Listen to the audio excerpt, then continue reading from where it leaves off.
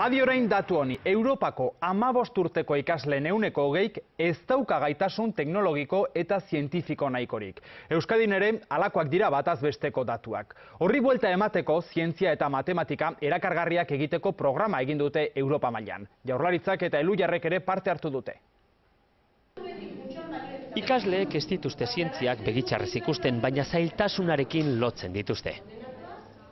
Arrigorriagako institutuan Manuela Birto irakaslea matematika eskola atsegina egiten alegintzen da egunero. Eta batez ere kapaz direla, teknologia berrien bidez, egiten den adibidez, bada pur bat haiek ikastea. Ez gu beti gauzak markatzen.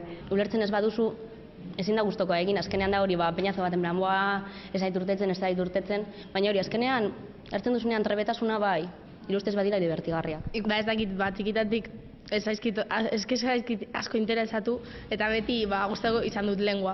Bai, erlazionatzen dela, bai zientzia eta teknologia eta bereziki ibilbide edo zientifiko-teknikoa zailtasunarekin, oso ibilbide bokazional bezala. PISA txostenak dio ikasleen 20%k ez dutela behar duten gaitasun zientifikoa. Kopuru hori erdira jaitsi nahi du Europak, eta arloan aitzindari diren Holanda, Finlandia eta Estoniaren gandik ikasi.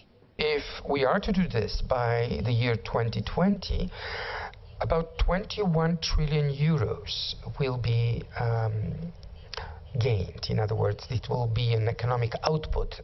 Zientzia eta teknologia gizartera hurbildu nahi ditu Jaurlaritzak, funtsezkoa omen da herrialdearen erabateko garapenerako.